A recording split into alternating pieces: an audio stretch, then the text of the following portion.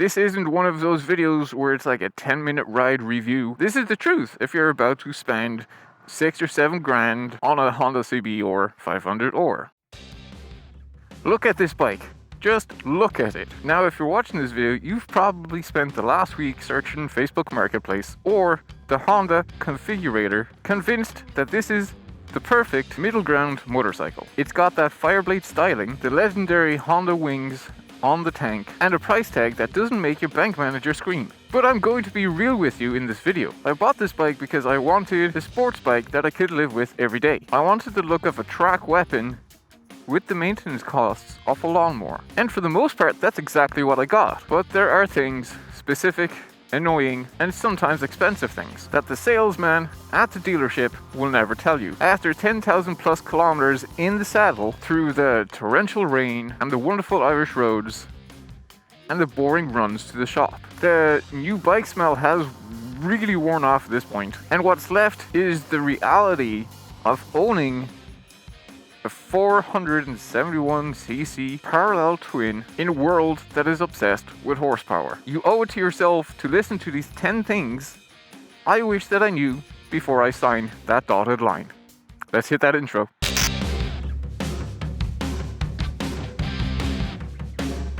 Now let's start with the biggest lie that this bike tells: the ergonomics. Ergonomics.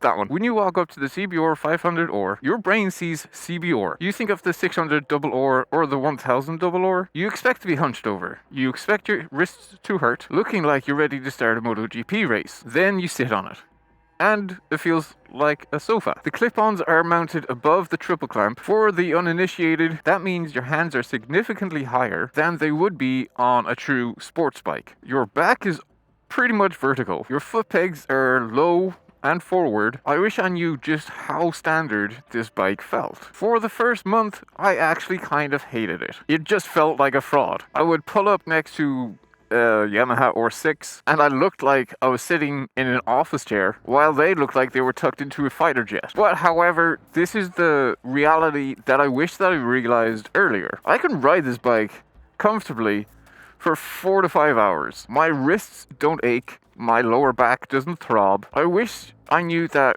while the aggressive look is a little larb, the comfort is the secret weapon that makes this the only sports bike you can actually use as a daily commuter without needing a physical therapist afterwards. Item number 2 is the weight. On paper, the CBR500R comes in around 191 kgs. That's about 421 pounds, give or take. When you're reading the specs, you're all like, oh, okay, that's not bad. Wrong. The Ninja 500 or the Ninja 400 comes in at about 50 pounds lighter. The KTM RC390 is a featherweight by comparison. I wish that I knew that how much the weight would affect the flickability of this bike. When you're in a tight set of S-curves, you really do gotta work this bike. It doesn't just drop into a corner, you really have to muscle it. And don't even get me started on having to move it in a garage. If you have a slight incline in your driveway, you're going to feel every one of those 421 pounds. This bike is overbuilt. I think Honda used a lot of steel where other manufacturers would use aluminium. I wish I knew that this weight makes the bike feel high quality and stable on the highway, but it robs you of that mountain bike with an engine feel that smaller displacement bikes have. It feels like a big bike because physically it is. Let's talk about that engine note, or lack thereof. The 180-degree crank parallel twin is a marvel of efficiency, but it sounds like a high-end vacuum cleaner from the factory. I wish that I knew how much the stock exhaust would kill the fun factor of the bike. When you're stopped at a red light next to a Harley or next to a 250cc dirt bike, you can't even hear your own engine run. This isn't just about clout or being loud. It's actually really about engagement. On a motorcycle, you want to hear that mechanical symphony. You want to feel the pulses. On the Honda CBR500, or it's just that generic vacuum cleaner sound. I don't know how else to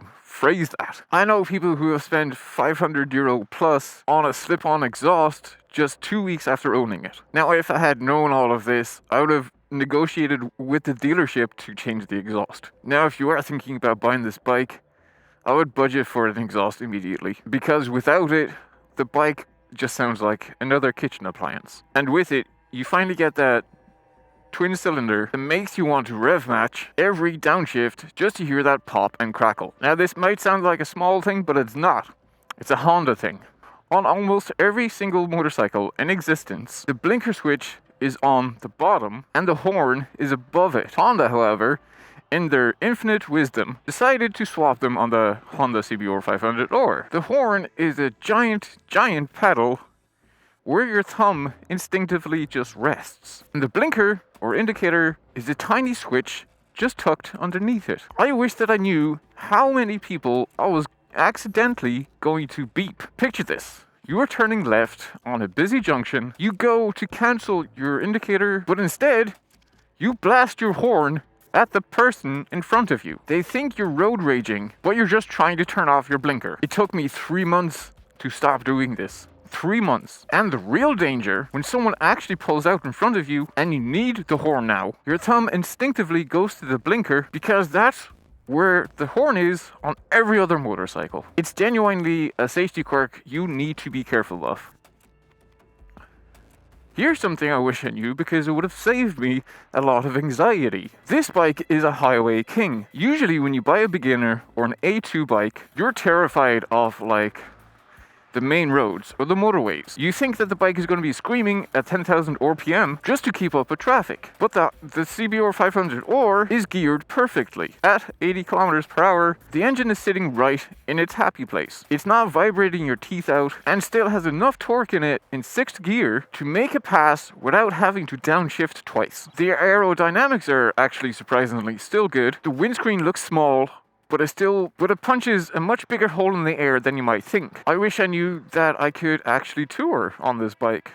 And I have. I have done 300 to 400 kilometer days on this bike, and I wasn't exhausted at the end of it. If you have a long commute that involves high-speed roads, this is the only bike in the 500cc class that I would recommend. It feels planted, like heavy, and that's where the weight comes in of this bike. You feel planted on the road, and sophisticated at speed. Honda reliability is a meme for a reason. It's true, this bike will probably outlive you. But I wish I knew about the fairings. If you want to do your own oil change, that's easy. But if you want to do anything else, like a coolant flush, air filter, spark plugs, you have to take the fairings off. And Honda loves plastic clips. Tiny, fragile, expensive plastic push pins that just snap if you look at them the wrong way. I wish I knew that a simple 30-minute job turns into a 2-hour jigsaw puzzle of trying to figure out which plastic tab slides into which rubber grommet without snapping the fairing in half. If you aren't mechanically inclined, you're going to spend a lot of money at the dealership because it takes them forever just to get to the engine. Buy a box of spare fairing clips on Amazon on the day you buy your bike. Trust me. Let's talk about the power.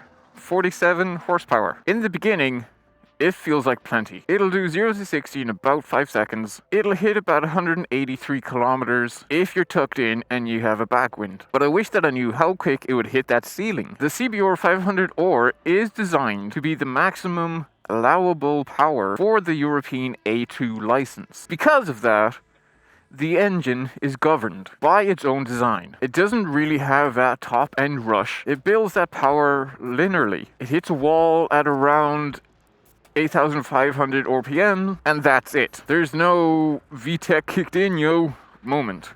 There's none of that. If you are a speed freak, or even if you've ridden dirt bikes before, you will outgrow the power of this bike in 6 months. Now, don't get me wrong, it is a great engine. It is great.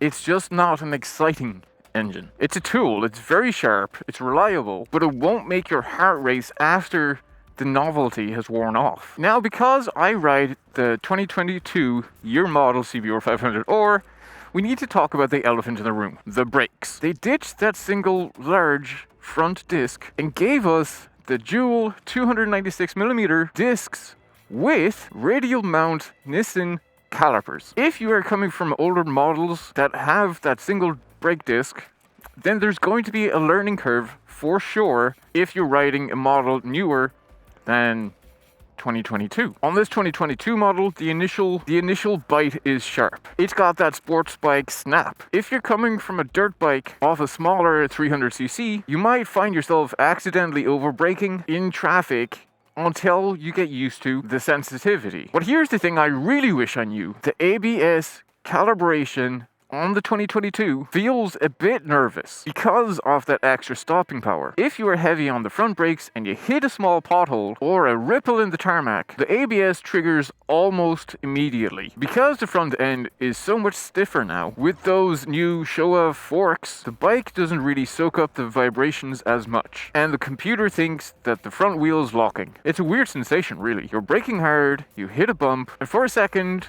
you feel that lever go wooden. It's safe, but it's startling if you're not used to it. This bike does stop on a dime though, but you need to learn how to be smooth with your inputs, or the bike will start correcting more than you would like. Speaking of the forks, the Showa big piston forks were the headline for the updated 2022 model. They looked amazing in the gold finish, and they've completely changed the front end feel of this bike. But there is something that I wish that I knew before I got used to them.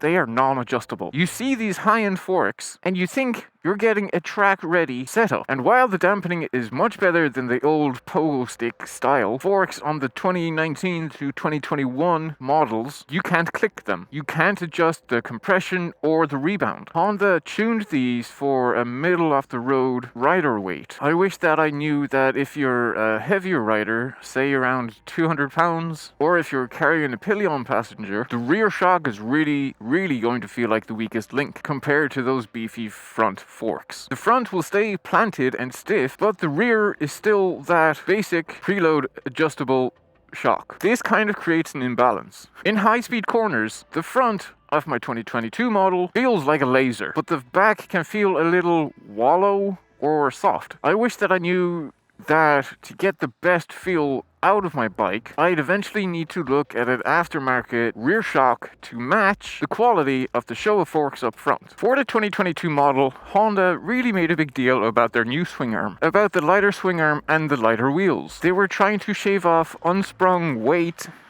to make the bike lighter, therefore more flickable. And yet the weight is still over 421 pounds. I wish that I knew, despite these weight shavings on the Honda 2022, bike still feels physically substantial. It's not a flick it with your knees kind of machine like any of the KTMs. It's more of a set your line and hold it kind of bike. The new lighter wheels definitely make it easier to tip into those corners faster than the previous year 2021 model, but you still feel the mass of that steel frame and that big 17-liter tank. I think it's 17 liters, or is it 11? I should know this.